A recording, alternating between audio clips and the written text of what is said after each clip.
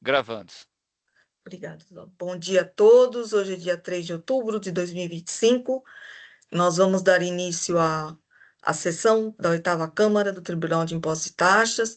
Já agradeço antecipadamente o doutor Felipe, aqui conosco na representação, e doutor Alberto, que está substituindo, e todos os outros patronos. Vamos lá, a gente vai dar início.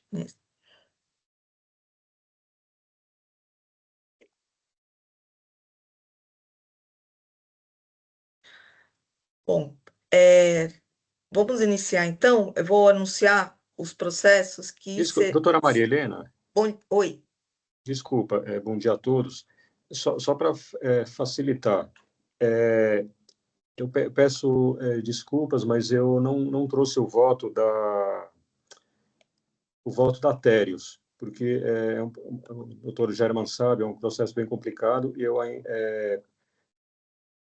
eu gostaria de examinar melhor ainda o processo, então eu peço para devolver para mim o processo, se possível, para apresentar em breve.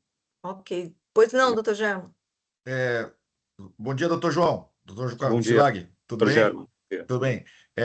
Doutor João, o presidente, não sei para quem dirigir, se preferir, a gente pauta e na próxima faça sustentação oral, até porque a doutora Isabel não se encontra presente, então quando você trouxer o voto, eu teria que renovar a sustentação oral. Presidente, João, relator, o que vocês preferem? Se bem que o doutor já fez a sustentação oral, né? Já foi feita. Já foi feita? Já, é o retorno. É verdade. Então, nós vamos fazer assim, é que esse processo foi julgado 3 vezes, né, João? Sim. Por isso que a gente vai tirar de pauta. Então, os processos que serão tirados de pauta serão o da Térios, o da Construdecor, viu, doutor? Já tira de... E os processos que são da doutora Isabel, porque ela não está presente, que são os processos da Companhia Brasileira de Distribuição e da Ambev. Da Ambev, temos alguém presente? Algum patrono? Doutor Maria Helena. Oi. Então fica para a próxima. Mesmo assim, João, eu ia pedir para fazer de novo, que tem o suplente aí, o doutor Alberto Borges. Sim. Então, vai ficar para a próxima e a doutora Isabel já estará presente, tá bom? Tá bom, então. João, um abraço. Obrigado, João, doutora Maria Helena. Que eu vou só anunciar a retirada de pauta. Isso. Então, nós vamos tirar de pauta a processo 409-4319, Térios Açúcar Energia Brasil, o processo 4141560, Companhia Brasileira de Distribuição, o processo 4124439, Construdecor S.A., e o processo 4145030, da Ambev. Bom? Então, quem está presente, a gente então pode começar. Estão presentes os patrões da General Electric, da Wireless. Tem mais alguém? E da Ford. Doutora Maria Helena, presidente. Oi. Me despeço. Tá? Um abraço. Boa sessão. Obrigado. Boa sessão. E tem um processo também da Ingram, que é da doutora Isabel, também da doutora Isabel, que a gente vai tirar de pauta. Ok? Então, vamos iniciar? Vamos iniciar, então, pelo processo 405. Presidente. Oi. Eu já tiro aqui, eu sou o patrono da Construdecor, caso que foi retirado de pauta. Só queria entender, ele vai ser retirado de pauta para complemento de voto, volta para a relatora? Então, vai voltar para a relatora. Todos esses processos que eu anunciei voltarão para a relatora. Tá, não vai ser convertido em Então, diligência. serão pautados numa próxima sessão em breve. Tá bom. Tá bom? Obrigado, presidente. Boa Imagina, sessão. Obrigado, doutor. Então, vamos lá. Vamos começar pela... Processo 4054347, Wireless. É um processo da minha relatoria, mas ele saiu em vista, né, doutor João? Isso. Então, doutora Isabel, desculpa, doutora Maria Helena, é o seguinte, quando eu fui, eu pedi vista, né, do processo, e quando eu fui examinar os autos, fazer o voto, eu percebi que eu estou impedido nesse processo, porque ele passou pela Câmara Superior e eu estive presente naquela sessão. Agora, eu não me lembro, eu não sei se, tendo em vista que eu ia divergir do seu voto, tem entendimento diverso, eu não sei, não me lembro se eventualmente o doutor Flávio iria divergir também, iria pedir uma vista ou preferência, ou se ele vai acompanhá-la. Aqui é a doutora Marielza, não é? É a doutora Marielza. Correto, doutor sou eu. Doutora, desculpa, é só para gravar. Então, deixa eu ver qual que foi o voto. Se trata de serviço de comunicação. O meu voto, eu decidi pela reforma da decisão de primeira instância, pelo cancelamento, né? Cancelamento da autifração, recurso ordinário conhecido e provido. Doutor Flávio, o doutor estava presente, né? Porque como já foi pedido sustentação oral, aí teria que fazer uma preferência, porque inclusive já foi realizada a sustentação. Bom dia a todos. Bom dia. Eu analisei o processo e são basicamente 3 serviços aí que estão sendo autuados, né? E a falta de emissão de documento fiscal em relação aos serviços. Eu dei uma olhada nos contratos dos serviços. Os 3 serviços basicamente dependem da contratação de um serviço aí, se eu não me engano, são 3 opções, né? O serviço de banda larga, um outro tipo de serviço e o serviço de escado.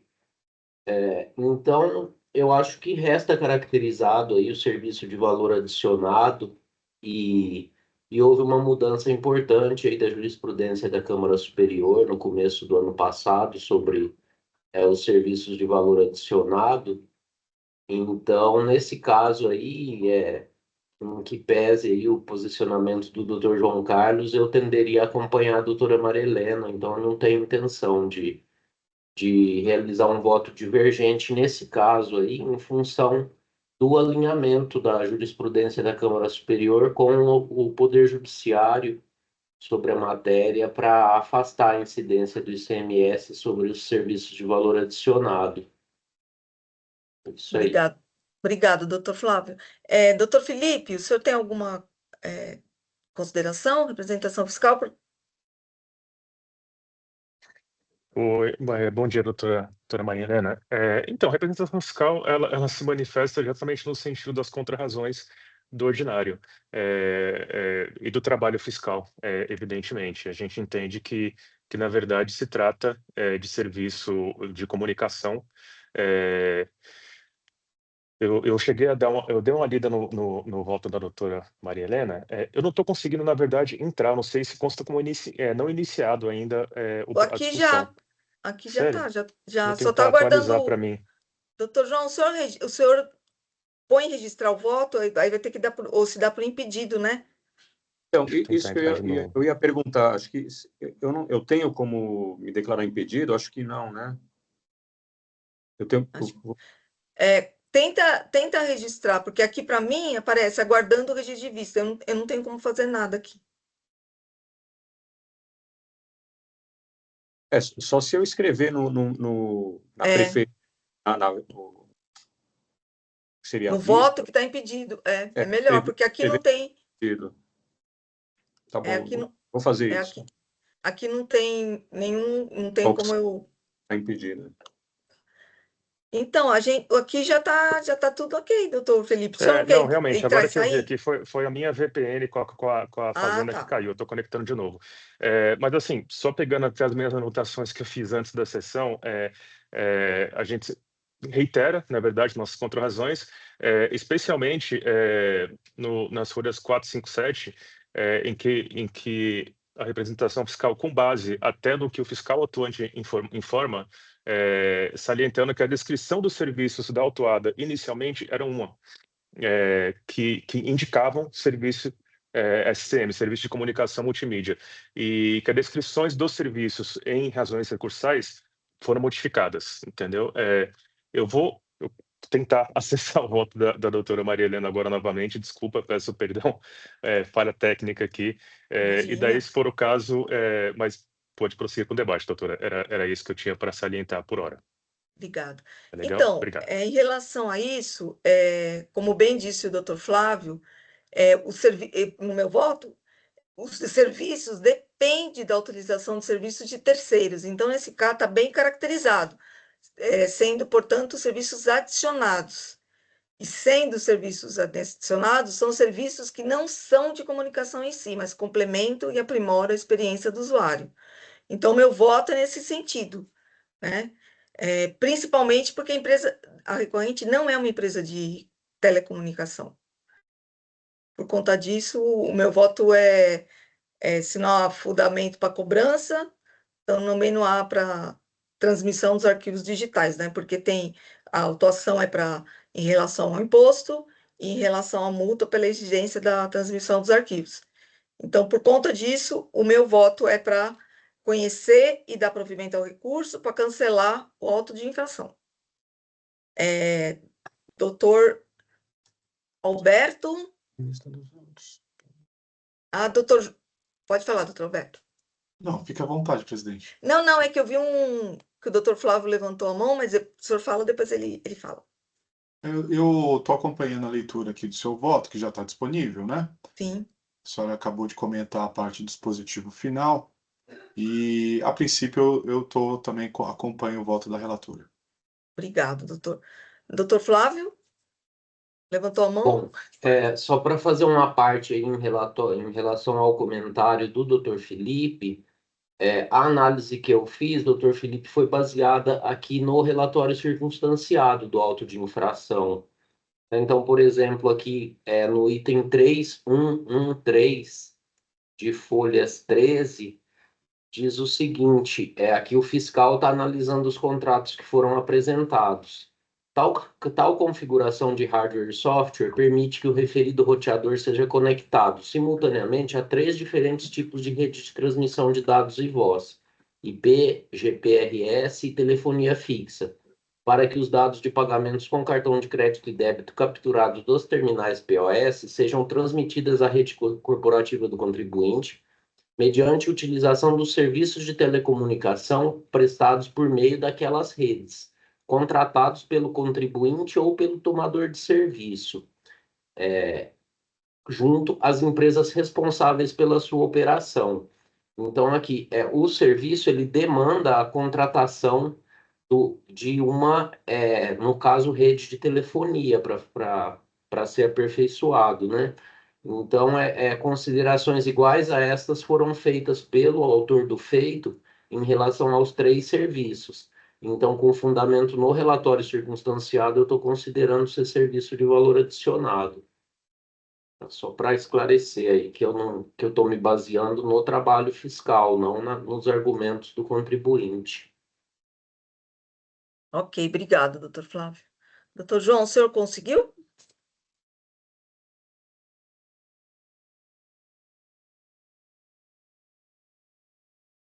Fechado o microfone do doutor João.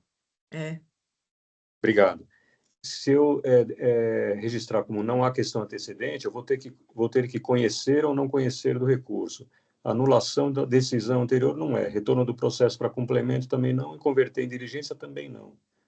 Não sei como que eu faço. Não sei se é o Deixa caso eu ver aqui. Perguntar para o Oswaldo se ele... Oswaldo, bom dia. O que a gente faz aqui? Porque o doutor Silag, Bom dia, presidente. Ele está impedido e ele precisa registrar o voto, mas se ele registra é como se ele tivesse votado e ele não vai votar. E eu também não sei, não tem nenhuma... Ele pediu preferência. Se ele desistir da preferência, não tem consegue? como? Eu não sei, porque aí é só na tela dele mesmo. Porque está dentro do prazo, né? Mas eu preciso, parece que eu preciso editar ou confirmar o voto de vista. Não tem nada que possa... Só se no editar e colocar o voto na preferência, a gente tem que ver o que coloca na votação, né? Senão vai parecer que o doutor votou. Esse é o ponto, né? A questão é o registro não o que eu vou escrever, né? Mas a questão é o registro. Exatamente. O que aparece aí, então, aparece como se o doutor estivesse votando, né? Acho que para a nossa tela está aparecendo aguardando o registro de voto de vistas, né? Talvez tenha que registrar algo. Eu fico pensando aqui, considerando o doutor João, talvez se em sua própria manifestação de vistas o doutor inserisse essa informação que está impedido, enfim. Não, sim, mas acontece que por exemplo, eu vou ter que escolher uma das opções. Então, converter julgamento em diligência, retorno para complemento, anulação da decisão anterior ou não antecedente, e nesse caso de não antecedente, eu vou ter que conhecer parcialmente ou não conhecer do recurso. E não é nenhuma dessas opções, né? O que a gente faz, Oswaldo? Você sabe? Se não há opção de desistir de vista, não tem o que fazer nesse caso, porque o voto dele não pode aparecer, né? Ah, deixa eu ver se eu tenho aqui pedido de... que não aparece. Para mim aparece pedido de vista, pedido de desistência do voto de preferência. Mas como que eu faço? Eu escrevo aqui? O que eu faço, Oswaldo?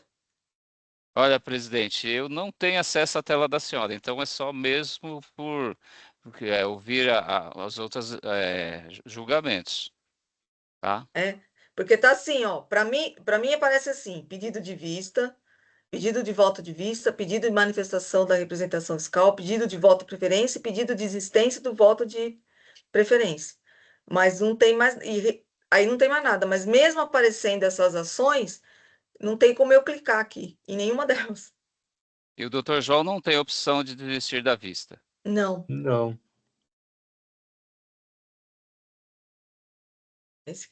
Bom, então vamos fazer assim, Oswaldo, você consegue ver o Hélio? Eu vou falar com o pessoal do EPAT E aqui aí para a ver se eu dou um gente... posicionamento, tá ok?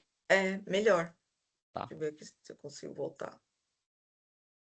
Esse é o 40.54347, esse processo? Esse mesmo. Tá. Então a senhora pode seguir para outra, eu vou ver se eu consigo alguma informação. Tá ok? Tá bom. Tá presente aqui pela URF. Então, patrono, quem está presente mesmo? Porque aqui não está anotado. Maria Elza, doutora Maria Helena, então eu aguardo para... melhor, aguarda, porque a gente não tem como finalizar. O resultado vai ser por maioria, né? Vai ser por... Não, por unanimidade, né? Porque o doutor João não vai votar. Mas a gente não tem como registrar. Eu não estou conseguindo registrar e o Oswaldo vai verificar com o Hélio, tá bom? Eu aguardo, então. Muito obrigada. Isso. Então, agora a gente vai passar para o General Elétrica do Brasil, processo 4003-058. É um recurso ordinário da minha relatoria. Esse processo, gente, é um processo que já foi julgado pela 10ª Câmara, é um processo de levantamento fiscal. A empresa autuada recorreu, foi para a Câmara Superior, e a Câmara Superior, o que ela fez? Ela anulou a decisão, voltou para a gente, por conta de que não houve manifestação sobre todos os argumentos da autuada. Então, hoje eu vou ouvir, a gente vai ouvir vista da doutora, e hoje é só para sustentação oral mesmo, tá bom? Então, vamos lá. Boa tarde a todos. Eu agradeço a oportunidade de estar aqui fazendo a sustentação oral.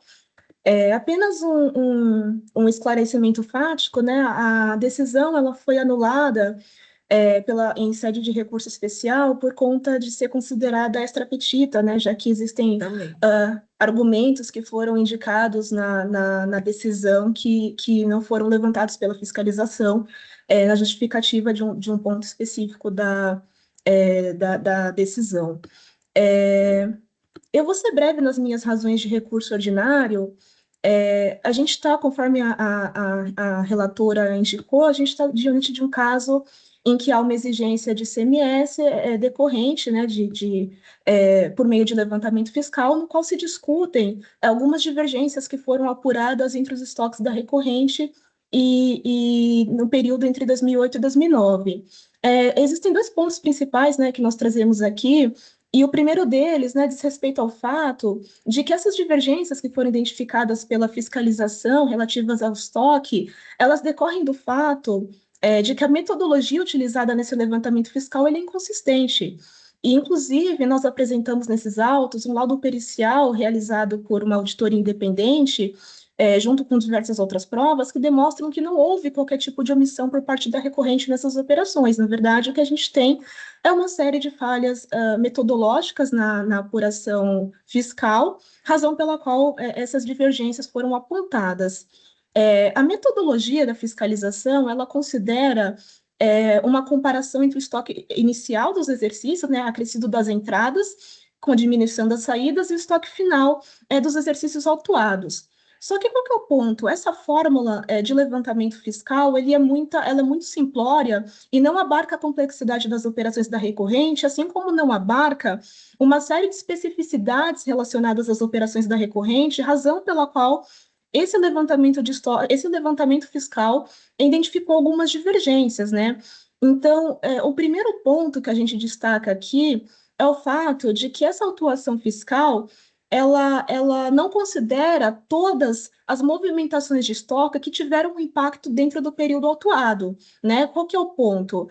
Houve, por parte da fiscalização, uma desconsideração de entradas que ocorreram nos anos de 2006 e 2007, cuja saída ocorreu apenas ocorreu em 2008 e 2009. Então, não tendo uma análise dos documentos desse período, houve, evidentemente, um impacto nesse saldo de estoque, inclusive possibilitando uma presunção equivocada de que haveria uma existência de saídas que não foram registradas sem recolhimento de ICMS. Mas o que a gente teve, na verdade, é uma desconsideração das entradas que ocorreram no período anterior, ou seja, uma desconsideração das entradas que aconteceram em 2006 e 2007, cuja saída se deu apenas em 2008 e 2009. Então, esse é um dos pontos, né, que demonstra a fragilidade nesse levantamento fiscal. E um segundo ponto que nós destacamos aqui também, do porquê que esse levantamento fiscal ele é um tanto inconsistente, diz respeito ao fato de que muitas das diferenças que foram apontadas nessa autuação fiscal decorrem da desconsideração de operações que foram realizadas no âmbito de um regime de depósito especial, né? A recorrente ela tem um regime de depósito especial por meio do qual ela recebe mercadorias da sua matriz estrangeira, ela recebe essas mercadorias no seu estoque na forma de admissão temporária e existe uma suspensão de impostos relacionadas ao contexto desse regime especial. O problema, né, é que o lançamento fiscal ele desconsidera que essas mercadorias foram importadas por regime de depósito especial, só que ele considera as mercadorias quando da saída. Então, existe evidentemente uma divergência relacionada à desconsideração dessas operações dessa forma, e é evidente que existem divergências por conta disso, apontadas nesse levantamento fiscal. Então, considerando que a gente tem essas operações nas quais os tributos estão suspensos dentro desse contexto da admissão temporária desse regime de depósito especial, uma simples análise do estoque final inicial da forma como está proposto pela fiscalização, evidentemente não tem capacidade de apurar os valores a título de ICMS, porque é uma metodologia que não está abarcando essa especificidade da operação da recorrente e a complexidade das operações que a recorrente está fazendo. Um terceiro ponto que nós temos aqui, e que também vale destacar, diz respeito ao fato de que a fiscalização desconsiderou o fato de que existe mais de um IDD para cada código de produto da recorrente. Então, quando se analisa as notas fiscais referentes aos códigos de produto, fica evidente que não existe qualquer tipo de omissão e não existe uma movimentação dessas mercadorias, uma saída dessas mercadorias que seja desacompanhada de nota fiscal. O que existe nesse caso é uma variação de IDD dessas mercadorias, né, que seria como se fosse o número de série desses produtos, e existe uma desconsideração do fato de que existe de mais de um IDD para cada código de produto. Então, são pontos muito relevantes que fizeram com que houvessem divergências, né, apontadas pela fiscalização, mas justamente porque foram desconsiderados esses elementos. Inclusive, o laudo técnico, né, que nós apresentamos nesses autos, né, que foi elaborado pela Ernst Young, que é uma auditoria independente, ele concluiu que esses dois pontos, ou seja, o fato de nós termos operações abarcados por esse regime de depósito especial, e o fato de existir mais de um IDD para cada código de produto, são 2 elementos que ele considerou suficientes para se provar que não existe uma omissão nesses casos, né? Principalmente considerando que nós temos uma emissão de nota fiscal abarcando as movimentações, a escrituração de entrada e de saída dessas movimentações, e existem saldos movimentados no sistema informatizado de controle aduaneiro, né, que é o LBTS. Então, o laudo técnico ele fez uma análise ampla das operações da recorrente, considerando toda a documentação que está ali indicada, e ele chegou à conclusão de que não existem elementos para se caracterizar a omissão nesses casos. Então, nós entendemos que esses pontos são extremamente relevantes e não poderiam ser desconsiderados para fins de levantamento de estoque, né? Nós completamos, inclusive, né, com um 4º ponto, a partir do qual é possível perceber a fragilidade desse levantamento fiscal, porque a fiscalização ela também considera de forma equivocada uma série de remessas simbólicas que foram realizadas pela recorrente como saída física dessas mercadorias. Então, é evidente que isso também tem um impacto no saldo desse estoque, não poderiam estar sendo consideradas essas remessas simbólicas, né?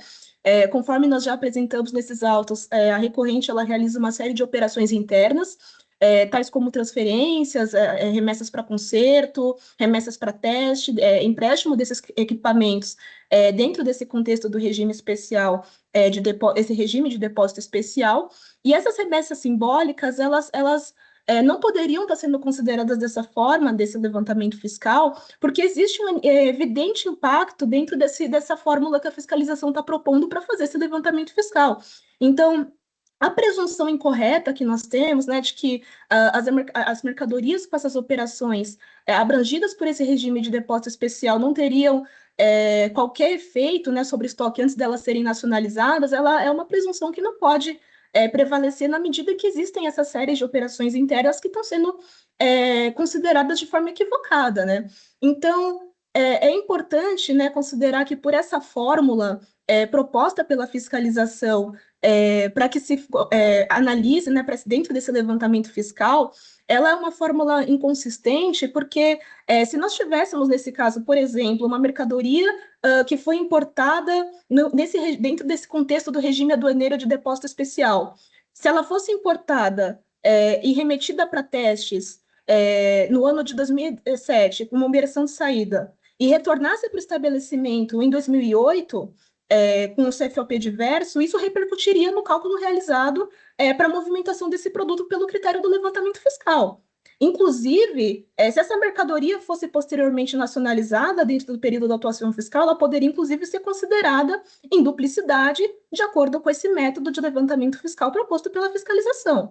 Então, é evidente que existe uma fragilidade dentro dessa metodologia proposta pela fiscalização, razão pela qual foram identificadas essas divergências e nós, inclusive, apresentamos uma série de elementos aqui para demonstrar que não existe qualquer tipo de omissão por parte da recorrente, inclusive juntamos aqui, a título de memoriais, um fluxograma com amostragem das operações autuadas, demonstrando que não existe uma saída sem recolhimento de imposto nesses casos. Nós temos notas fiscais, inclusive juntadas por amostragem, e também destacamos algumas decisões do TIT em que foram considerados, né, para fins de valoração de provas, os pareceres técnicos que são juntados por auditorias independentes e que são relevantes e que devem ser considerados como elementos de prova, para que se evidencie aqui os pontos que estão sendo levantados pela recorrente em relação a essas fragilidades no levantamento fiscal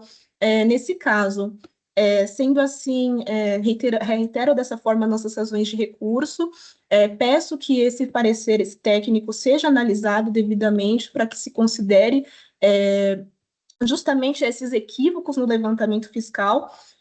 Solicito aqui o cancelamento integral da autuação fiscal e, ao menos, que a decisão recorrida seja anulada para que seja feito um novo julgamento, com uma efetiva análise desses pontos levantados no laudo pericial, que é de extrema relevância e que demonstram de forma clara toda a fragilidade desse levantamento fiscal proposto pela fiscalização. E assim eu encerro a minha sustentação oral. Muito obrigada por terem me passado a palavra. Muito obrigada, doutora Thais. Parabenizo pela sustentação oral. Eu pedi para ouvir a sustentação oral exatamente por isso, porque a gente tem um ponto aqui, a gente já até julgou um processo, outro processo no mesmo sentido, então, por conta disso, o processo vai retornar a mim e eu vou trazer para o voto numa próxima sessão, que será breve, tá bom? Obrigada. Obrigado. Doutor Felipe, alguma consideração? Olá, doutora Maria Helena. Então, na verdade, eu queria enfatizar especialmente a manifestação em retorno de diligência, a última manifestação em retorno de diligência da diretoria da representação fiscal, que ela aborda praticamente todos esses pontos trazidos pela doutora Thais, e ponto a ponto, na verdade, desses questionamentos sobre a questão da nacionalização, sobre a questão dos produtos com mais de um código, enfim, dentre outros que ela abordou, a manifestação de folhas 24.028 a 24.046. Enfim, ele está bastante objetivo e completo nesse aspecto. Obrigado, Só isso, doutor. Obrigado. Obrigado, doutor Felipe. Doutor Flávio e doutor Silag, querem fazer alguma consideração ou aguardam o retorno depois do voto? Eu aguardo. Obrigado. Aguardar também, doutora Maria Helena. Então tá bom. Então eu vou... Doutora, então eu vou devolver e ele vai retornar numa próxima sessão só para julgamento, tá bom? Aí a doutora já realizou a sustentação oral e aí a doutora acompanha a próxima sessão de julgamento, tudo bem? Muito obrigada. Bom dia, doutora. Bom dia. Só para avisar que eu vi que o doutor Ricardo Krakowiak entrou, é o processo da Ambev, né, doutor? Bom dia, doutora Maria Helena. Obrigado aí pela atenção. Eu tinha só estar entrando para agradecer o e-mail de ontem e confirmar a retirada de pauta. Isso, porque eu já tinha anunciado antes, o doutor não tinha entrado antes, mas vai ser retirado porque ele é da relatoria da doutora Isabel e hoje ela não está presente, tá bom? Tá ótimo, agradeço. Ela vai pautar em breve. Tá ótimo, obrigado. Tá bom? Obrigado, viu, doutor? Bom dia. Então, General Electric, Reliance, Télios, então a gente agora, quem ainda tem para sustentação oral, o processo 5024668, Ford Motor Company Brasil Limitada, é um processo da relatoria do doutor Flávio, e está presente a doutora Bianca para a sustentação oral. Doutor Flávio, poderia fazer um resumo breve do processo para a doutora realizar a sustentação oral?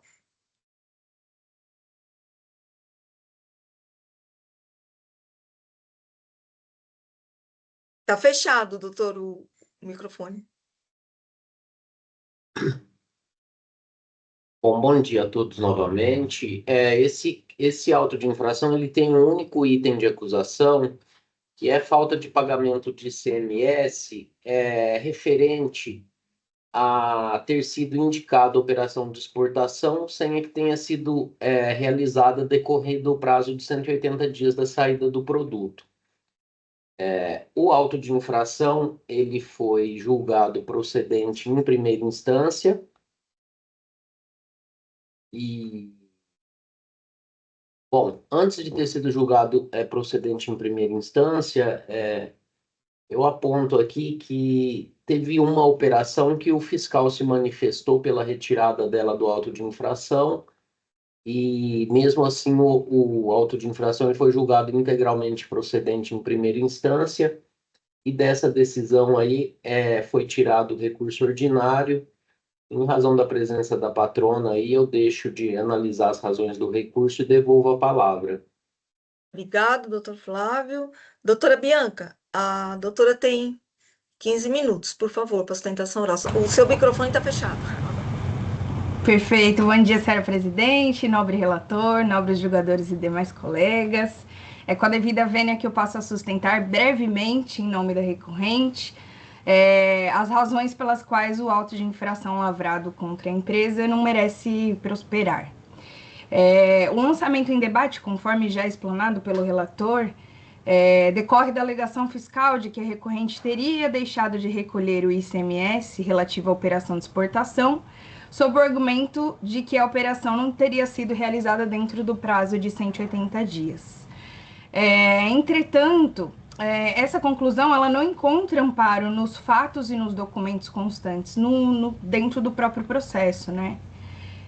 Após a primeira tentativa de exportação, que restou frustrada, né, por razões alheias à vontade da recorrente, a empresa procedeu ao refaturamento das mercadorias, emitiu novas notas fiscais com destino igualmente à Ford Argentina, e concluiu todo esse processo em menos de 180 dias, conforme se depreende dos documentos comprobatórios juntados nos autos. Portanto, diferentemente do entendido pela fiscalização, a recorrente entende que não houve a violação do dispositivo regulamentar. A operação de exportação foi efetivamente realizada dentro do prazo legal, o que assegura, naturalmente, à recorrente o direito da imunidade do ICMS previsto na Constituição Federal. Ainda é importante ressaltar que, no momento do recurso ordinário, foi juntado tanto essas notas fiscais quanto os extratos emitidos pela Receita Federal da Declaração Única de Exportação, demonstrando a efetiva exportação e o cumprimento dentro do prazo, ao menos em relação à parte dos itens autuados. Então, o que se pede aqui é apenas o reconhecimento da realidade fática, ou seja, a exportação ocorreu dentro do prazo estabelecido. Dessa forma, a exigência fiscal, pelo entendimento da recorrente, é insustentável. Diante desse cenário, confia, né, que essa colenda Câmara vai conhecer do recurso, né, e dará provimento para cancelar os débitos das referidas operações, ou ao menos converterá o julgamento em diligência para que seja certificada a improcedência dos lançamentos em linha com o princípio da verdade real. E, por fim, a recorrente requer subsidiariamente a aplicação da súmula 10, aqui do TIT, né? E ainda a redução da multa ao patamar de 100% em conformidade com o tema 1195 do STF. É isso, muito obrigada. Obrigado, doutora. A gente parabenizo pela sua sustentação oral e passo a palavra ao doutor Flávio. Também cumprimento aí, doutora Bianca, pela sustentação oral. Aí vou passar a leitura do voto a partir do item 15. Então, há o pedido de conversão do julgamento em diligência para que seja esclarecida a matéria de fato, a fim de certificar a ocorrência das exportações das mercadorias. Fica indeferida a conversão do julgamento em diligência, devendo as provas pertinentes ao esclarecimento da matéria serem trazidas aos autos sem necessidade de conversão do julgamento em diligência para tal mister, na forma do artigo 19 da Lei 13.457. Em seu recurso ordinário, em relação ao mérito, a autuada reitera seu argumento defensivo, no sentido de que as mercadorias teriam sido refaturadas e exportadas ao abrigo de outras notas fiscais. Para amparar seu entendimento, exemplifica com a Danfital, que seria o refaturamento da Danfital, esta segunda tendo sido autuada. A matéria foi veiculada em sede de defesa e o ilustre auditor responsável pela lavratura, em sua manifestação, concordou com a exclusão da nota fiscal 234626, do lançamento de ofício, tendo inclusive refeito o demonstrativo com a exclusão da operação. Veja-se de sua manifestação fiscal após a apresentação da defesa. Aqui o auditor responsável pelo auto de infração que está se manifestando. Em relação ao alegado, no item 2.1.2, haja vista nova documentação trazida apenas para a NF 234626, de 3/1/2019, e a operação posterior, NF 234856, de 8 de fevereiro de 2019, dá-se razão ao contribuinte que a operação de exportação foi realizada em momento posterior e a emissão da NF 234626, que conta no anexo 1 do AIN, representa outra infração e não a do artigo 445, parágrafo 2º, item 1, inciso 1 do RICNES. Dessa forma, removendo a NF do anexo 1, fica da seguinte forma. Aí ele refaz o demonstrativo aqui. Aí eu volto ao voto E digo, todavia, a decisão recorrida entendeu que não restou demonstrada a exportação em relação à nota fiscal, nem o retorno da mercadoria, concluindo por manter integralmente o lançamento. Veja-se, aí eu transcrevo aqui o trecho da decisão e considerou aí que, em relação à nota fiscal emitida, não houve nem o retorno, ainda que simbólico, e nem a comprovação da exportação. E sob esses fundamentos aqui, manteve o auto de infração. Aí eu volto ao voto e digo que observe-se que tanto a nota fiscal final 626 como a nota fiscal final 856 conseguiram remessa para exportação do veículo de chassi tal, estando a exportação do veículo averbada na nota fiscal de final 856, de forma que, conforme constatado pelo auditor fiscal em sua manifestação fiscal, a acusação fiscal em relação a tal operação não subsiste diante do fato de que o veículo foi exportado. Eventualmente, os fatos descritos poderiam caracterizar infração diversa. Todavia, resta comprovada a exportação da mercadoria descrita na nota fiscal final 626, ou seja, o veículo de chassi tal, não cabendo a exigência de CMS sobre tal operação, devendo ser prestigiado o entendimento do auditor responsável pela lavratura em sua manifestação, pela exclusão da nota fiscal final 626 do auto de infração. Em relação às demais operações, não houve por parte da recorrente a comprovação de que foram refaturadas e exportadas através de outras notas fiscais, ficando mantidas as acusações restantes nos termos do demonstrativo de folhas 2416 a 2418. Houve ajuntada aos autos, já em sede de recurso ordinário, da DANF de final 862, constante no comprovante de exportação apresentado. Todavia, no recurso ordinário manejado, não é apontada em relação a qual operação acusada tal DANF estaria relacionada, razão pela qual entendo que, pelo não conhecimento do documento, considerando ainda não haver demonstração de fato superveniente ou caso de força maior, a justificar a juntada extemporânea, nos termos do artigo 19 da Lei 13.457. Em relação à multa aplicada, havendo exigência de imposto, há óbice na aplicação do artigo 527-A do RICNS para a relevação ou diminuição da multa, e o argumento da confiscatoriedade não pode ser acatado em razão do óbice do artigo 28 da Lei 13.457, que limita a atuação desta Corte Administrativa. Em relação aos juros de mora, os fatos acusados são posteriores a 31/10/2017, de forma que já vigente a nova redação dada ao artigo 96 da Lei 6374 pela Lei 16.497, restando prejudicado o argumento, vez que já aplicados os índices da taxa Selic aos fatos acusados. Então, nesses termos, eu estou conhecendo do recurso ordinário e dando parcial provimento apenas para excluir a nota fiscal que o auditor fiscal considerou que houve a comprovação da exportação na sua manifestação fiscal. É esse o voto. Muito obrigada, doutor Flávio. Votos, como sempre, preciso, né? Doutor Felipe, por favor, sua manifestação em relação ao voto. Legal, doutora. Então, inicialmente, até parabenizar o nosso relator, o doutor Flávio. Inicialmente, quando eu analisei o processo, de fato, o fiscal atuante ele tinha já se manifestado em sede de manifestação fiscal pela exclusão da nota 234.626, mas cotejando as duas notas, na verdade, analisando a nota 234.856, por intermédio da qual a mercadoria da 234.626 teria sido exportada, eu não vi no campo de informações complementares nenhuma informação dizendo que essa nota se prestaria a exportar as mercadorias que já haviam sido remetidas anteriormente por intermédio da nota anterior. Mas o cotejamento através do chassi do veículo, que não foi feito pelo fiscal atuante, foi feito no voto do doutor Flávio, realmente encerra, acredito, a discussão em relação a isso.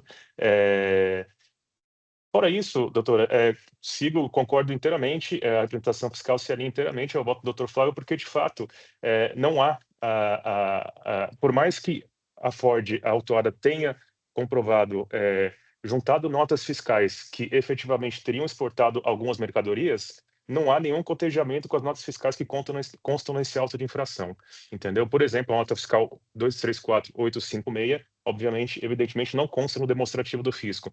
Então, assim, as demais notas que constam no auto de infração, salvo engano, todas elas se referem a mercadorias que não foram comprovadamente exportadas, porque não consta a verbação de exportação, e que são notas fiscais que se encontram válidas e vigentes, produzindo efeitos. Só isso, doutora. Obrigado pela atenção. Obrigado, doutor Felipe. Doutor João? Obrigado. Cumprimento o doutor Flávio, e acredito que a questão se resolve pelo exame do conjunto probatório, né? E foi bem examinado pelo doutor Flávio e vou acompanhá-lo. O doutor Flávio já tinha disponibilizado o voto e eu também vou acompanhar por conta dos mesmos argumentos. Bom? Doutor Alberto? Obrigado, doutora Maria. Parabéns pelo voto, doutor Flávio. Tem o ponto, então, praticamente a gente está aqui analisando o ponto 24 do seu voto, né? Que eu acho que é na mesma linha do que foi afastado a aplicação da multa, porque na análise houve, então, aquela comprovação, e, de fato, você considerou até o fato do registro do veículo, né? Então, ficou comprovado. Agora, nesse ponto 24, nem isso, nem com informações do registro do veículo, dá para comprovar o que a contribuinte alega. É isso, né? Doutor Alberto,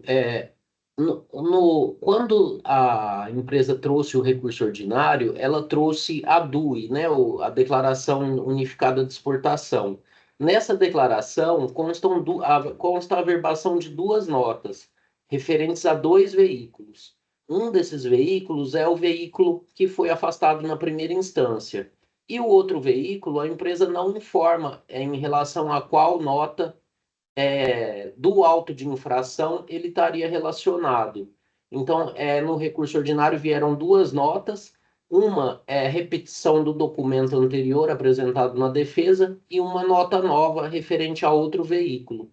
Só que não foi informado nem na defesa nem no recurso ordinário sobre esse segundo veículo em relação a qual nota fiscal da autuação ele estaria relacionado. Então, por isso eu não estou conhecendo do documento novo aí, por não ter sido relacionado a nenhuma nota autuada, digamos assim. Perfeito. Presidente, eu acompanho o voto do relator. Eu acompanho exatamente por isso por conta do que o doutor Flávio falou, não tem a comprovação, né? Então, não daria para ser outro o entendimento. Então, eu vou encerrar os debates. Verificação de quórum.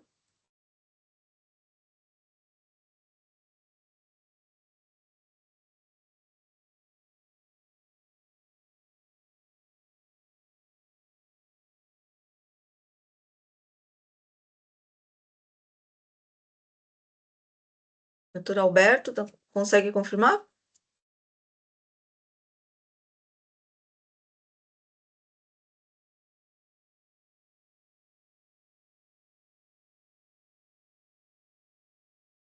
Estou fazendo isso agora, tá? É que eu tinha saído aqui da página. Tá bom, obrigada. Vê se já apareceu aí. Sim. Agora iniciar a votação.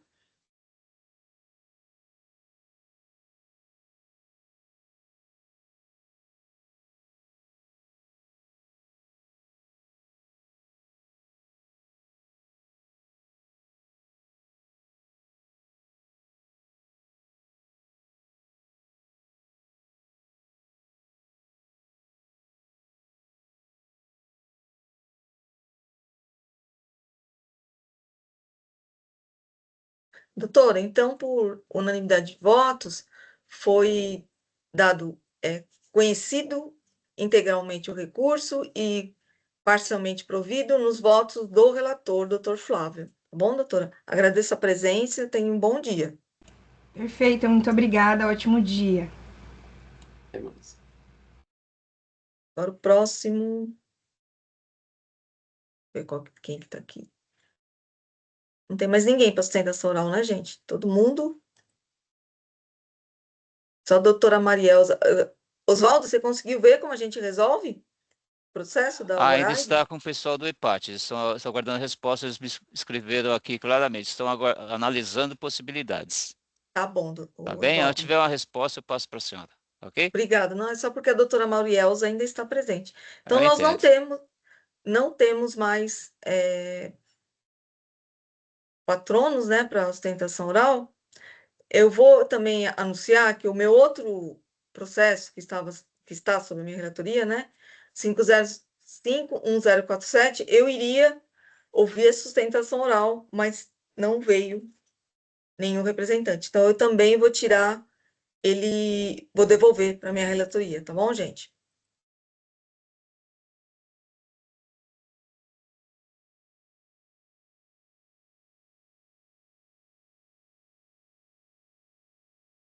Então, voltando aqui, vamos ver agora o que tem tanto processo, mas engenharia.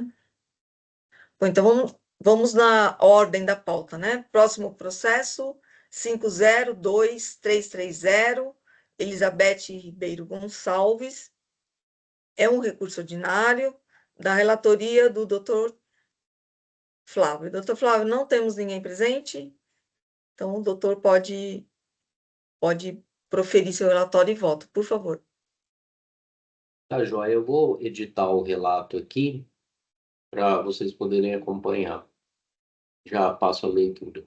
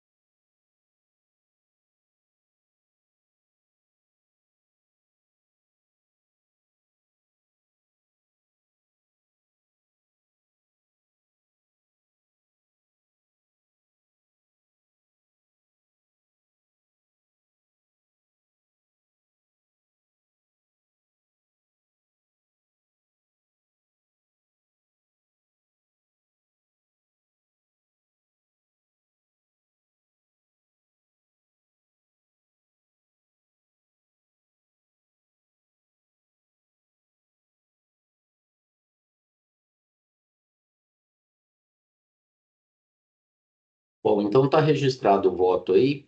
Esse auto de infração ele também tem um único item de acusação, que é de falta de pagamento do imposto referente à diferença entre o ICMS apurado, segundo as regras do RPA e do Simples Nacional.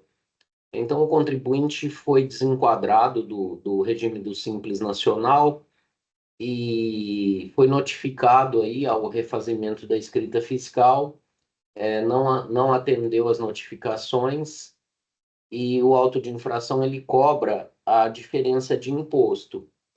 Tem um detalhe que, ao longo da ação fiscal, a sócia fez a baixa da empresa. Então, em razão aí da extinção da pessoa jurídica, o auto foi lavrado em face da pessoa da sócia.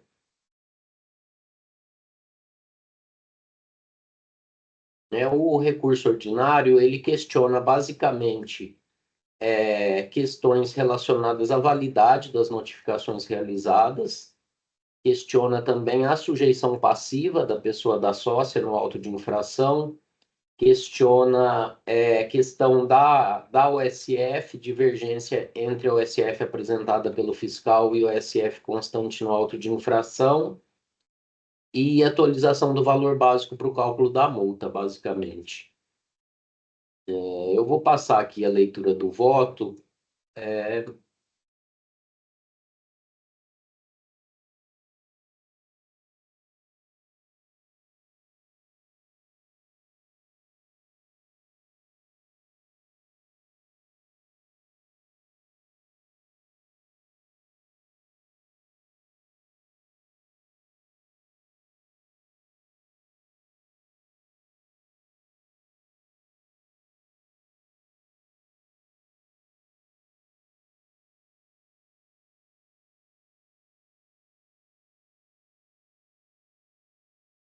Bom, eu vi aqui, teve uma falha aqui no texto do voto, depois eu vou pedir para a doutora Maria Helena conceder aí uma abertura para mim fazer um complemento aqui da parte do início da fundamentação.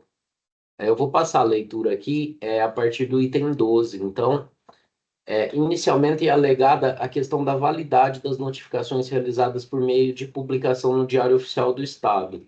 Então, o que aconteceu nesse auto aqui? Parte das notificações foram feitas por publicação no Diário Oficial do Estado, depois que a empresa pediu a baixa, né? Então, no recurso, a alegação de que essas notificações não seguiram o rito do artigo 9º da Lei 13.457. Todavia, eu coloco aqui que, ao longo da ação fiscal, a matéria ela é regulada pelo artigo 535 do RICNS. Aí, lá no artigo 535 do RICNS, diz no inciso 4 que as notificações podem ser realizadas por publicação no Diário Oficial do Estado. E vou ao voto aqui no item 13, e digo que, conforme demonstrado nos autos, foi dado ciência pessoal à empresa da existência de ação fiscal, tendo sido a OSF de folhas tais entregue pessoalmente na empresa em 13 de 1 de 2022, prosseguindo a fiscalização por meio do domicílio eletrônico do contribuinte, conforme notificação de folhas 13.457, sendo que logo após houve a opção pela extinção voluntária da pessoa jurídica. A opção pela extinção da empresa no curso da ação fiscal limita as possibilidades de comunicação do fisco, inabilitando o DEC e inviabilizando as notificações postais, restando ao fisco a possibilidade de prosseguir na ação fiscal mediante publicação no Diário Oficial. Observe-se nesse sentido que o contato pessoal com a figura do sócio fora do estabelecimento depende da vontade e disponibilidade deste, não podendo a sequência da ação fiscal ficar condicionada à descrição dos particulares. Desta forma, é justificável e mesmo necessário o prosseguimento da ação fiscal por meio de publicações no Diário Oficial do Estado. Em razão do encerramento das atividades do estabelecimento, a comunicação de que trata o parágrafo 5º do artigo 535 do RICNS se mostra dispensável, visto saber-se de antemão que será inócua, considerando ainda disposto no parágrafo 6º e 7º do mesmo dispositivo. Não há previsão de que tais comunicações sejam remetidas para a residência dos sócios. Perdão. Concluída a ação fiscal, temos que o auto de infração foi lavrado contra a pessoa física da sócia. Aqui o recurso questiona dois aspectos, um relacionado mais uma vez ao formato da notificação realizada e outro relacionado com a sujeição passiva do auto de infração. Em relação à notificação realizada, esta sim, relativa ao auto de infração, segue as regras do artigo 9º da Lei 13.457.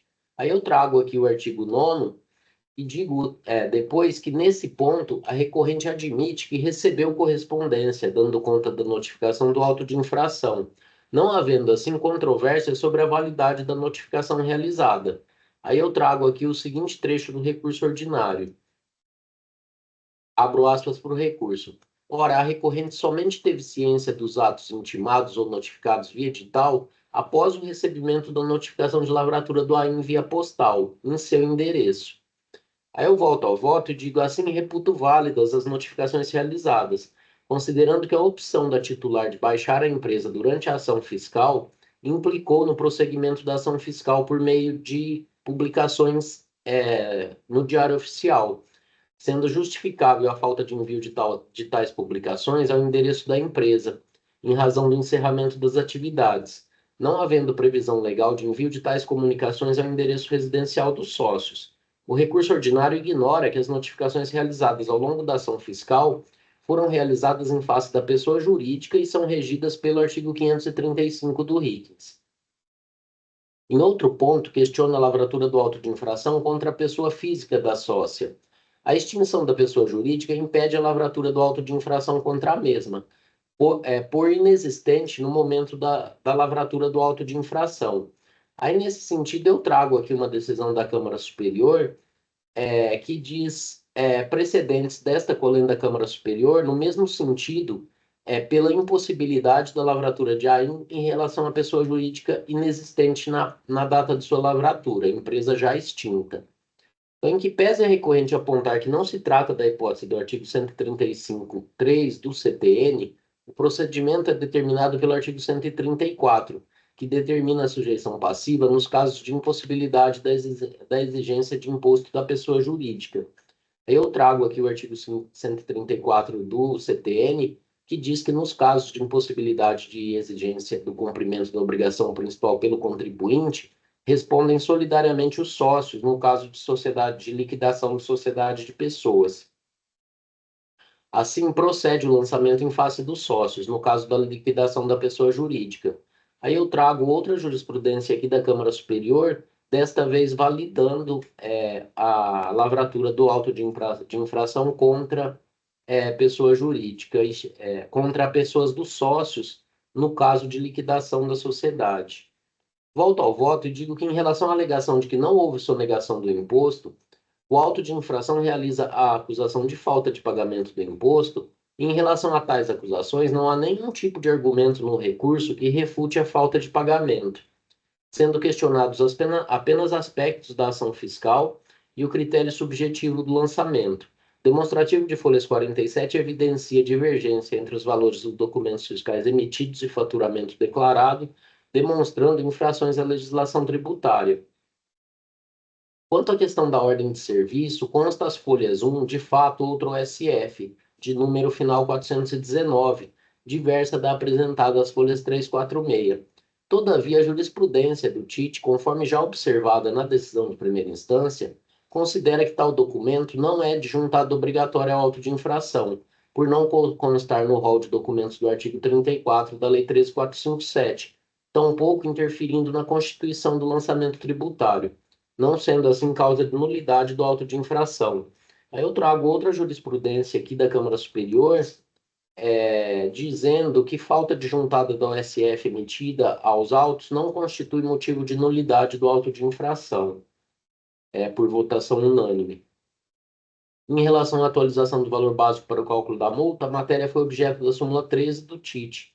Por força do artigo 52 da Lei 13.457, deve ser observado o teor da súmula, restando assim mantida a atualização do valor básico para o cálculo da multa nesses termos. Então, eu estou conhecendo aqui do recurso ordinário e ressalto que o recurso não se volta contra a acusação, ele se volta apenas contra essas notificações, a forma como elas foram realizadas, a sujeição passiva, a questão da OSF e a atualização do valor básico para o cálculo da multa. E eu estou conhecendo do recurso e negando provimento. Eu gostaria de pedir, se possível, para a doutora Maria Helena, que após as discussões aqui, a gente passasse para outro processo para mim dar uma consertada no voto antes de finalizar a votação. Perfeito, e ficou doutor. faltando um trecho do voto. Perfeito. Parabenizo pela análise. Representação fiscal, doutor Felipe? Alguma? Olá, doutores. De fato, a autuada ela praticamente não contesta o mérito da autuação, né? Ela tece alegações só em série de preliminares, em relação à sujeição passiva, a notificação por edital, ou então em relação à multa e juros. O mérito está bem claro que houve essa diferença de pagamento. E assim, ao que parece, houve a baixa voluntária, né? A sócia ela continua responsável, evidentemente, e as alegações são sempre uma tentativa, ao que parece, de tentar anular o auto de infração para impedir, enfim, o pagamento, a responsabilização. Mas é isso, sem comentários, doutora. Obrigado. Obrigado, doutor Felipe. Doutor Alberto e doutor João, como se manifestam? Eu cumprimento, doutora Flávia, pelo voto e não tenho nada a acrescentar, né? Vou acompanhar. Obrigado, doutor João. Doutor Alberto? Da mesma forma, presidente. Acompanho o relator. E não dá para conhecer ou analisar nenhuma alegação de mérito se ela não foi sustentada, né? Como bem disse o doutor Flávio, é uma tentativa, né? Tentativa de anular por conta da notificação que foi toda regular. Então, eu também irei acompanhar. Doutor Flávio, só precisa pedir para edição do voto para eu poder abrir, Tá, João. Ah, não precisa não, tá aqui. Já vou habilitar. Tá habilitado. Abriu, doutor? Tá bom, abriu sim. Eu vou complementar aqui o trecho do... É um trecho do relatório que está faltando. Tá. E para a gente já finalizar. Tá bom. Então a gente vai passar para outro? Não tem. Sim. E aí a gente volta para esse também. Tá bom, obrigado. Vamos lá.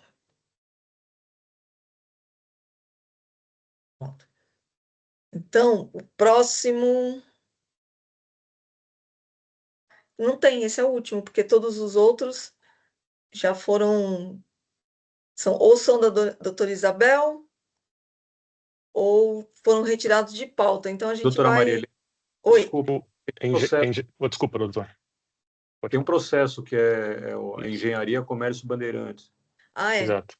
Exato. Eu passei, mas é que tem tanto processo. Então vamos lá. Processo 4144-594, Engenharia Comércio Bandeirantes Limitada, é um recurso misto. O doutor Flávio já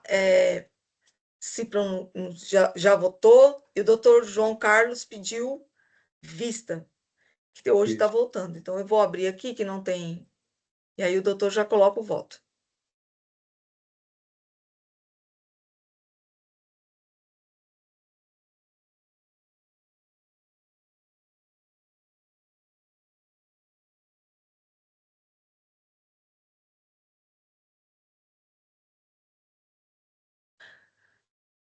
Só vou colocar aqui o nome. Dr. Felipe, que é um recurso misto também. Sua presença é Felipe?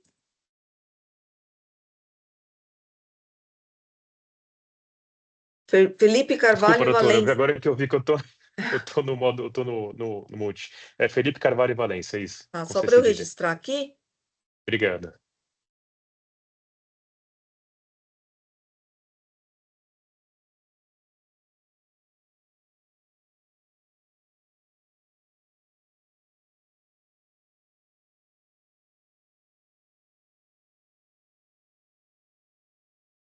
Doutor Felipe, precisa uma identificação.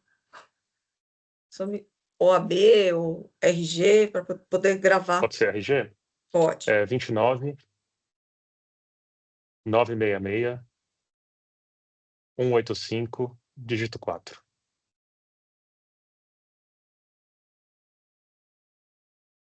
Vai se vai agora. Foi. Obrigado. Doutor João, já tá aberto para o doutor colocar seu voto. Mas se quiser ler antes, melhor, né? Para a gente poder lembrar do caso. Isso, eu já registrei o voto. Então, é uma vista do voto do processo relatado pelo doutor Flávio, recurso misto.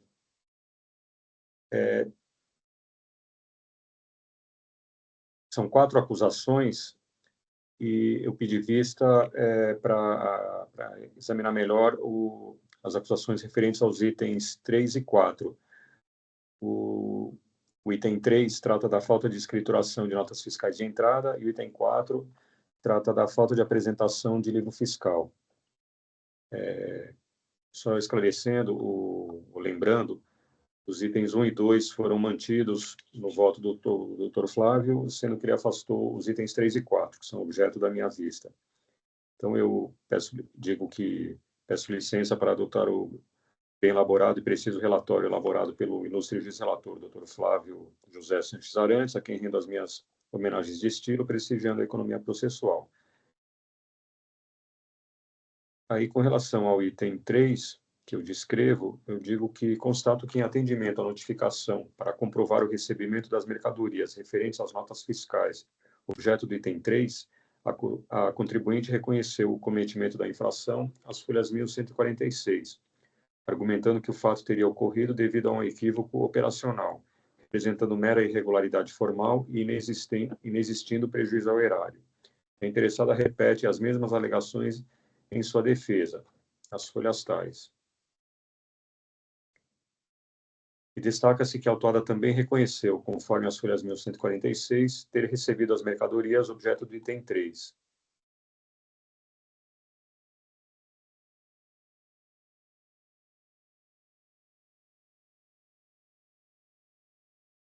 onde a autuada fala que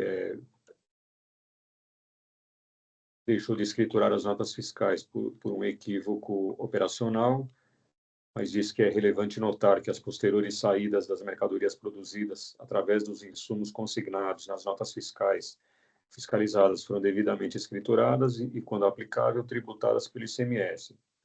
E diz que a única prejudicada no caso foi a própria recorrente, na medida em que, ao não registrar as notas fiscais, objeto do auto, deixou de aproveitar-se dos respectivos créditos, incorrendo apenas em falha meramente operacional interna.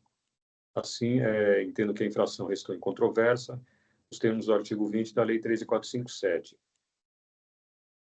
Verifica-se que a decisão de primeira instância escorou-se para afastar parte das exigências do item 3, tão somente nas alegações mencionadas nos parágrafos acima, constantes da coluna análise do demonstrativo de folhas 1335 e 1338.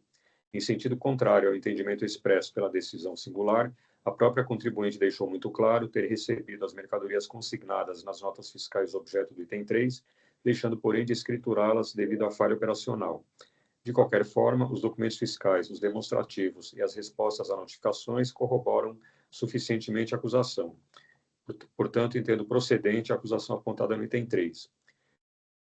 Com relação ao item 4, ele trata da não adoção do livro Registro de Controle da Produção e de Estoque, mediante registros fiscais na escrituração fiscal digital, EFD, embora o contribuinte estivesse obrigado a fazê-lo.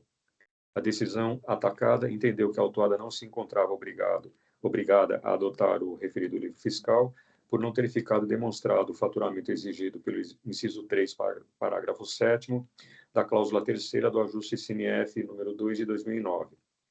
A autuada alegou em defesa que não estaria obrigada a adotar o referido livro fiscal até janeiro de 2019, por não possuir faturamento anual igual ou superior a 300 milhões de reais, período entre 2016 e 2018, conforme o inciso 3, parágrafo 7º, já referido.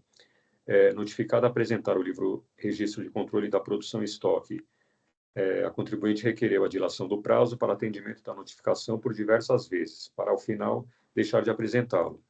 O auditor fiscal autuante esclareceu nas notas explicativas, parte integrante do auto de infração, as folhas 12, que a não apresentação do livro fiscal pelo contribuinte impediu ao fisco a imediata verificação da consistência entre o valor da tonelada de CBUQ, constante das notas fiscais, de transferências e o custo de produção. Diante da recusa da autuada em apresentar os registros solicitados, essenciais para a auditoria, a contribuinte foi notificada a apresentar as fichas técnicas respectivas, com indicação dos insumos, materiais primários e secundários e respectivas quantidades utilizadas na fabricação da tonelada, bem como eventuais planilhas demonstrativos, entre outros documentos internos, com a formação dos custos mensais de fabricação dos produtos transferidos, sob pena de serem considerados e arbitrados pelo fisco estadual. O auditor fiscal esclareceu que, após as requeridas e deferidas prorrogações para o atendimento da notificação, a contribuinte finalmente apresentou uma simples planilha de custo médio do CBUQ, com percentuais de insumos e valores médios utilizados, formando o custo unitário da tonelada de R$ 75,14. Entretanto, esta planilha não reunia condições para ser aceita para demonstrar a correção na formação do custo da tonelada dos CBUQs transferidos. Nas notas explicativas, foram detalhadas as diversas razões pelas quais a referida planilha nada prova. Transcrevo os comentários das notas explicativas, que constam das folhas 13, e digo que depreende-se, portanto, conforme concluído pelo auditor fiscal, após a detida análise do material apresentado pela autuada, que a mesma apresentou uma planilha com valores próximos ao custo utilizado nas notas fiscais, sem, contudo, incluir neste custo a mão de obra, a energia elétrica, o frete, que incidiu sobre as aquisições, e o custo do transporte relativo à entrada dos insumos nos canteiros de obras. Em consequência, os custos médios apresentados foram nitidamente divergentes em relação às notas fiscais de aquisição dos insumos. Resta claro que a não apresentação do livro Registro de Controle da Produção e de Estoque dificultou sobremaneira os trabalhos de auditoria. Ademais, conforme pontificou o auditor fiscal atuante em sua manifestação, as folhas 2.453, nos parágrafos 38 e 39, a autuada alegou que não estava obrigada à adoção do referido livro fiscal, por não ter atingido, referido livro fiscal na escrituração fiscal digital, por não ter atingido o faturamento mínimo previsto no ajuste CINEF número 2, de 2009. No entanto, o valor do faturamento citado no referido ajuste CINEF diz respeito ao total obtido com prestação de serviços e comercialização de todos os estabelecimentos de uma empresa. A interessada, por sua vez, não apresentou sequer um documento contábil para comprovar que não houvesse excedido este limite. O auditor fiscal muito bem salientou que, ainda que o faturamento da autuada não tivesse superado o referido limite, o contribuinte não estaria desobrigado de elaborar e apresentar sua FD nos termos do artigo 213, inciso 5 e parágrafo 4º, e artigos 216, 217 e 250-A do Regulamento do ICMS. O ajuste CINEF número 2 de 2009 estabeleceu a data para que os registros no livro Registro de Controle da Produção e de Estoque fossem incluídos na EFD do contribuinte. Isto não significa, porém, que o contribuinte não estivesse obrigado a escriturar o referido livro fiscal, ainda que não houvesse atingido o valor limite do faturamento. Assim, entendo que a infração do item 4 também é procedente. E, de acordo com a súmula número 10 revisada desse tribunal, os juros devem ser reduzidos conforme a taxa Selic apenas para os fatos geradores anteriores a novembro de 2017, uma vez que, para os fatos posteriores, o sistema da lavratura do auto de infração já calcula os juros conforme a taxa Selic. Assim, peço vênia para divergir do ilustre juiz relator com relação aos itens 3 e 4 do auto de infração, concedendo parcial provimento ao recurso de ofício para restabelecer as exigências dos itens 3 e 4, limitando, porém, os juros de mora à taxa Selic para os fatos geradores anteriores a novembro de 2017, conforme a súmula número 10. E acompanho o voto do ilustre relator quanto às demais questões para negar provimento ao recurso ordinário, mantendo as acusações dos itens 1 e 2 do presente auto de infração. É como voto. Obrigado, doutor João, sempre muito preciso nas suas observações. Eu estava olhando aqui o voto do doutor Flávio, na ementa só consta que é exclusivamente para a Selic. Talvez tenha que alterar, viu, doutor Flávio? Porque o doutor afastou os itens 3 e 4. Na ementa fala que está afastando, mas que a Selic, final dela, ó. Recurso de ofício conhecido e negado provimento. Recurso ordinário conhecido e parcialmente provido apenas nos termos da súmula 10. Então, acho que teria que fazer uma alteração. Doutor Flávio, alguma consideração em relação ao voto do doutor João? Bom, no cumprimento do doutor João, sempre bem-vindo aí um pedido de vista e uma análise dos fatos. Primeiro, em relação à questão da ementa, eu estou mantendo a decisão anterior, tanto do ordinário quanto do de ofício. Então, daí verdade. eu estou dando provimento apenas em relação à Selic. Na verdade, eu e o doutor João estamos concordando aí com relação ao recurso ordinário, aí, que representa aí 90% do valor do auto de infração. Os dois itens principais em que a exigência do imposto são 1 e 2, em relação a eles está sendo mantida a acusação. A divergência nossa está em relação aí às obrigações acessórias que estão nos itens 3 e 4, e basicamente aí primeiro em relação à exigência do livro fiscal, onde nós temos duas divergências, né, em relação ao item 3 e em relação ao item 4. Deixa eu ver aqui como que eu coloquei.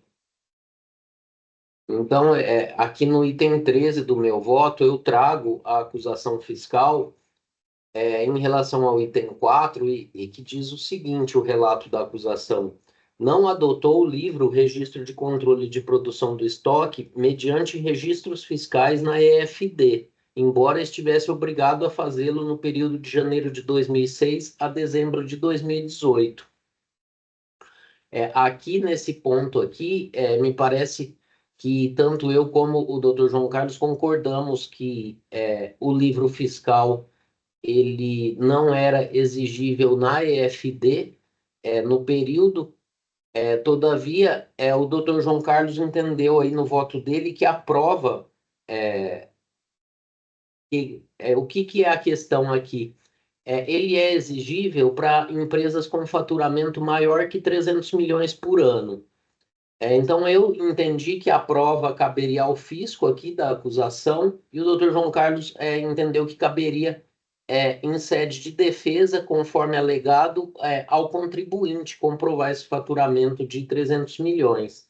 Aqui eu entendo que, como constou expressamente da acusação fiscal que o livro deveria estar anexo à EFD, eu estou considerando que essa prova aí caberia ao fisco. Então, a divergência nossa em relação ao item 4 é basicamente esta. Em relação ao item 3, há a exclusão de algumas operações aí na decisão de primeira instância. Quais seriam essas operações? Seriam as operações que houve a emissão da nota fiscal de entrada por parte do fornecedor. Então, o fornecedor emitiu uma nota fiscal contra a Bandeirantes e depois emitiu uma nota fiscal de entrada. Essas situações aí foram excepcionadas na decisão de primeira instância e também foram excepcionadas as situações onde a Bandeirantes declarou desconhecimento da operação. E teve uma outra terceira situação que envolve uma nota fiscal só, que a empresa alegou que foi escriturada num período posterior e não houve contradita na manifestação fiscal desta operação, e essa operação acabou sendo excluída também na decisão de primeira instância. De fato, aí no recurso, a preocupação da empresa é muito mais em aplicar o 527A às operações do que em se manifestar em relação a esses fatos aí. Então, é essa a interpretação do Dr. João Carlos de que restou incontroversas as acusações. Porém, a empresa apresentou uma planilha indicando essas operações e trouxe todo o conjunto probatório e as notas de devolução de entrada, as notas de devolução das remessas emitidas pelos fornecedores e também, no caso onde ela desconheceu a operação, trouxe as DANFs onde consta averbado lá o desconhecimento das operações. Então, aí eu entendo as razões do Dr. João Carlos, mas com toda a vênia eu vou manter meu voto aí, da forma como posto originalmente, por entender no item 4 que caberia ao fisco a prova do faturamento superior a 300 milhões de reais, eu não creio que esse faturamento possa ser presumido, e em relação ao item 3, em acatamento aí ao princípio da verdade material, dando aí tanto as devoluções quanto o não conhecimento das operações comprovados nos autos. Então, eu mantenho meu voto. Obrigada, doutor Flávio. Sempre bem conciso e técnico, né? Vai no ponto mesmo. Doutor João também. Mas temos entendimentos divergentes, né? Doutor Felipe?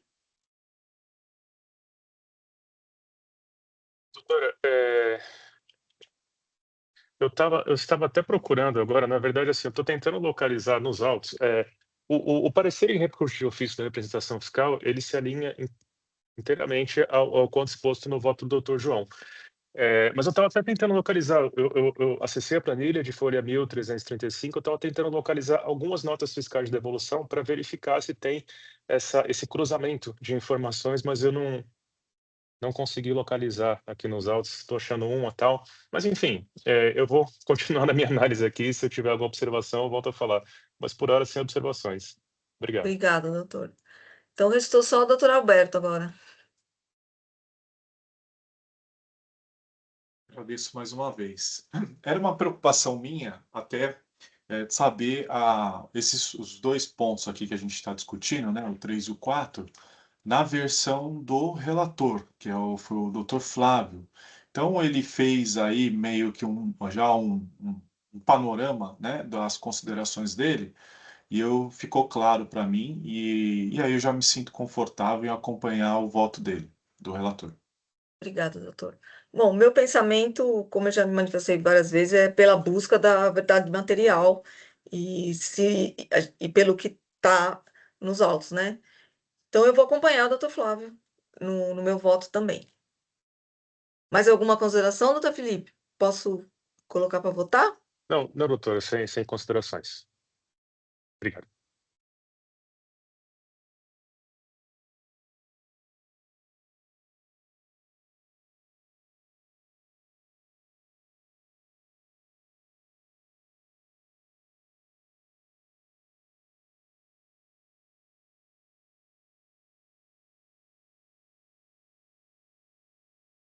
Doutor Felipe, apenas a título de esclarecimento, as notas fiscais de devolução, folhas 1429 a 1449.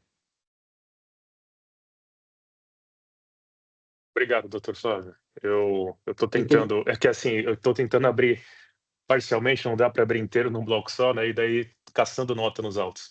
Mas obrigado, vou dar uma olhadinha. Agradeço.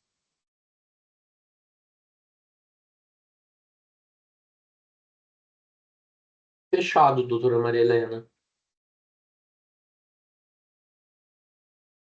Desculpa, gente. Então, o resultado do julgamento, recurso ordinário conhecido e integralmente, parcialmente provido, nos termos do voto do Dr. Flávio, e o recurso de ofício não conhecido e não provido.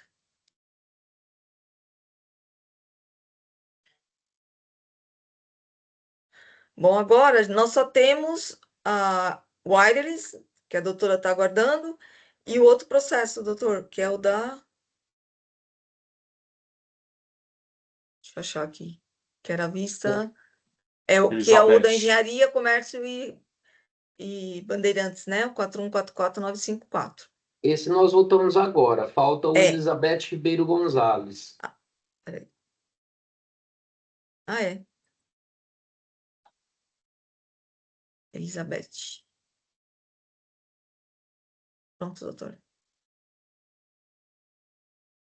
Então já está ajustado, né? Qual é o do Dr. Flávio que ele falou que ia fazer uma correçãozinha? É o da Elizabeth. Ah, tá. Eu que me confundi com o que a gente acabou de votar. É o auto de infração 502330 Elizabeth Ribeiro Gonzalez, que só faltava ele fazer Eu fiz um uns ajuste. acréscimos aí, eu fiz uns acréscimos, eu acrescentei os itens 12 a 16 do texto que foi apresentado originalmente aí. Fora isso, não houve alteração nenhuma. Que é o que o senhor já tinha dito na sua votação, né? Sim, eu havia pulado o final do relato aí, eu incluí agora. Ok, doutor. Todo mundo já se manifestou, né? Então vamos votar. Encerrar debates. Verificação de quórum.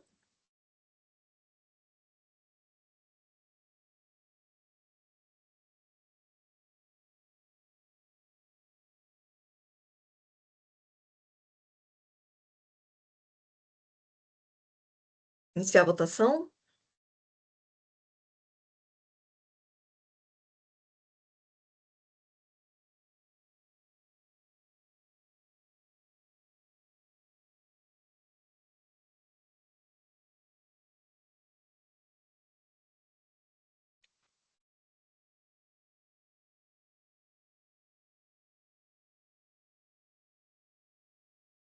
Votação nos termos do voto vencedor, recurso ordinário conhecido e não provido, por unanimidade.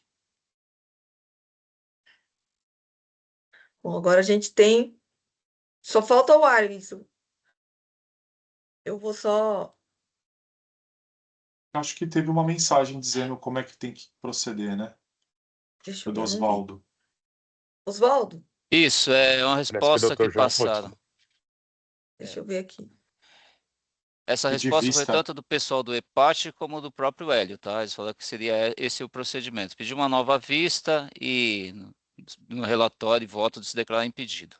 Vamos ver se funciona. Ele pede uma nova vista? Vamos ver. Isso.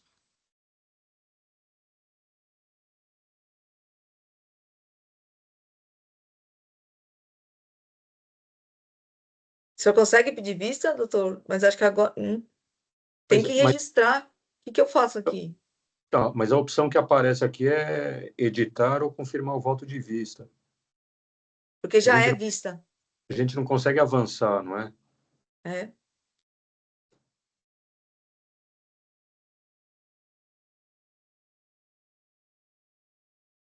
Então, não sei.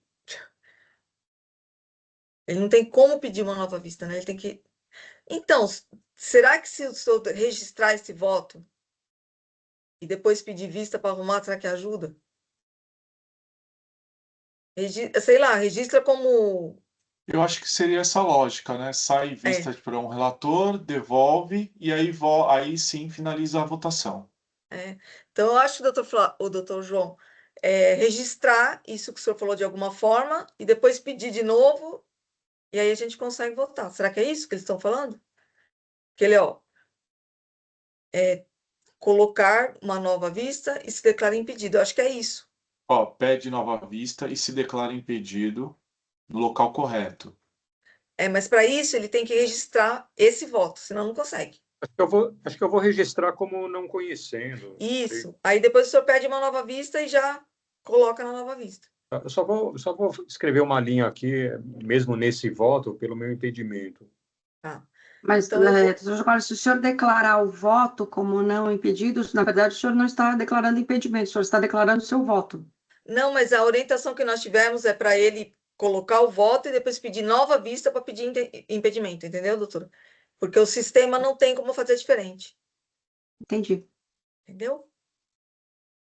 Então, enquanto o doutor faz isso, eu vou...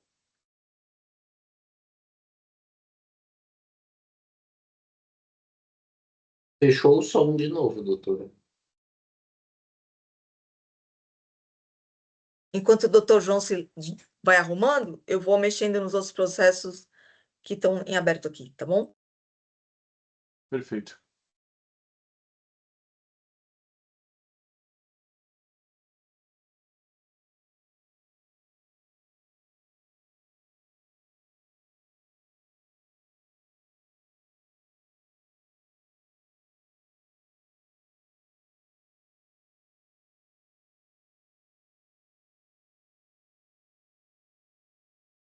Pronto, já registrei o voto.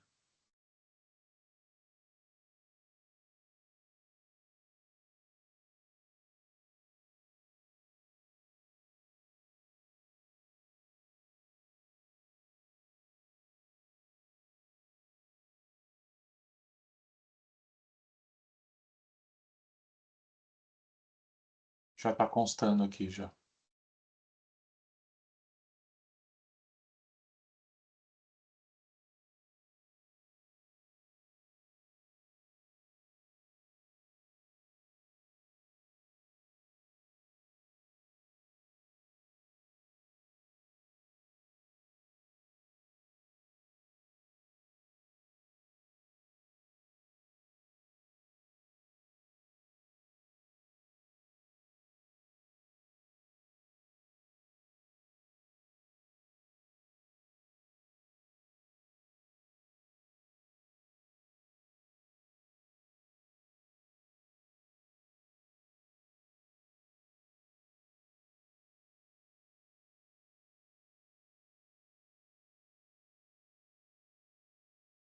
Doutor João, aqui para mim aparece solicitar preferência e declarar-se impedido. Aparece para o senhor?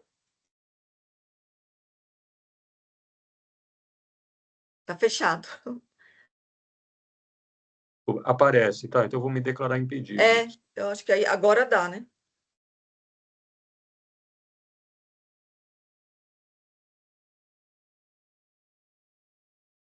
Pronto, agora sim. Agora deu certo. Deu certo, obrigado. Então só está o meu.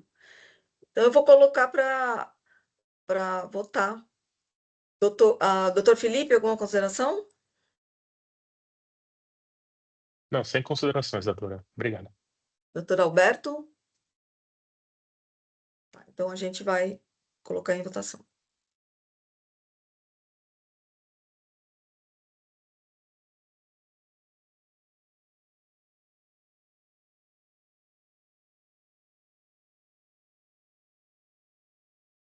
Verificação de quórum.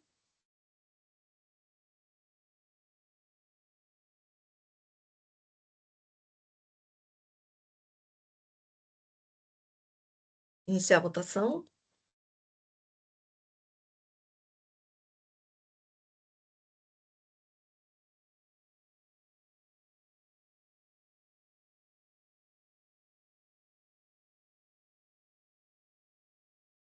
Então,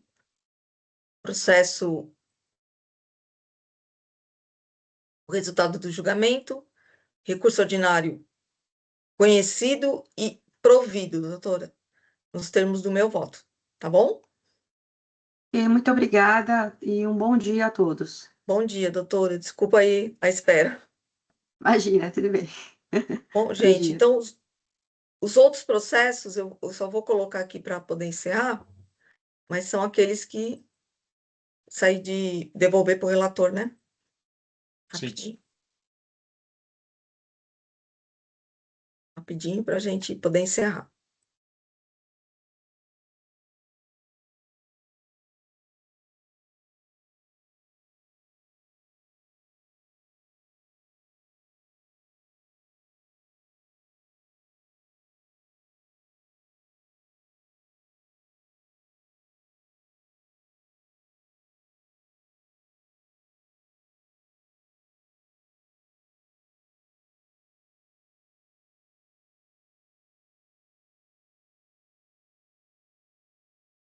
Só ver aqui.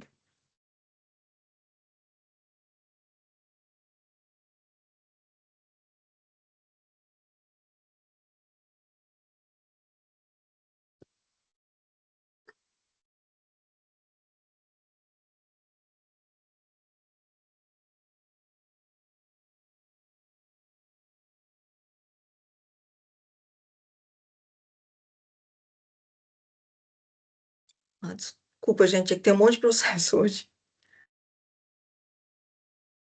Só um minutinho.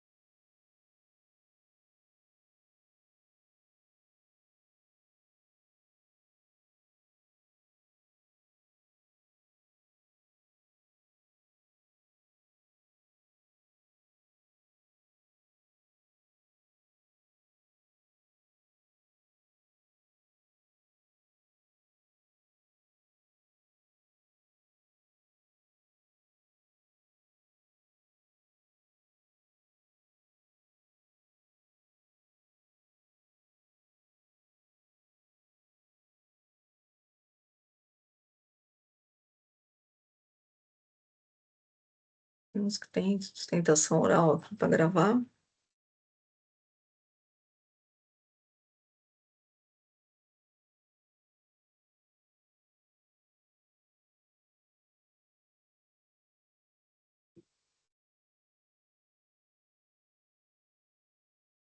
Oswaldo, tem um processo aqui para devolver, o processo da Ingran. Eu tento devolver, fala que está sustentação oral pendente. Aí, quando eu vou na sustentação oral, fala que o relator não está presente. Eu não estou conseguindo devolver. E é de quem esse processo? É da doutora Isabel. É o 503-6923, Ingran. Será que é porque já não está fora da pauta? Como ela não está presente mesmo. Então, não, porque tem que devolver. Os outros eu estou conseguindo. Se devolver para o relator? Ó, se devolver, quando eu coloco devolver para o relator, tá, a solicitação de sustentação oral pendente. Não é possível iniciar os debates, mas eu não estou iniciando o debate, eu estou devolvendo para o relator. Entendeu? Entendi. Não sei o que fazer nesse aqui, Oswaldo. Vamos indo nos outros aqui, se tem mais algum. É o único que está agora. Para poder encerrar.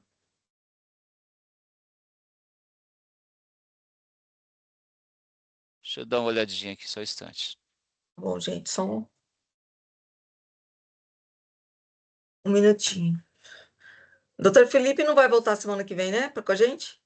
Doutora, só cortando esse um instantinho, a gente acha que pode encerrar a sessão, então, porque esse caso pode é um a gente caso ver técnico. depois? Porque aí não ficamos conversando coisas desnecessárias. Ok? Então, pode encerrar a gravação. Então, eu agradeço a presença do Dr. Felipe Carvalho, a presença do Dr. Alberto, que veio hoje substituir. Obrigado. Os meus colegas de sempre, Dr. Flávio e Dr. João. E a você, Oswaldo. Então, encerro a sessão de julgamento do dia 3 de outubro da 8ª Câmara.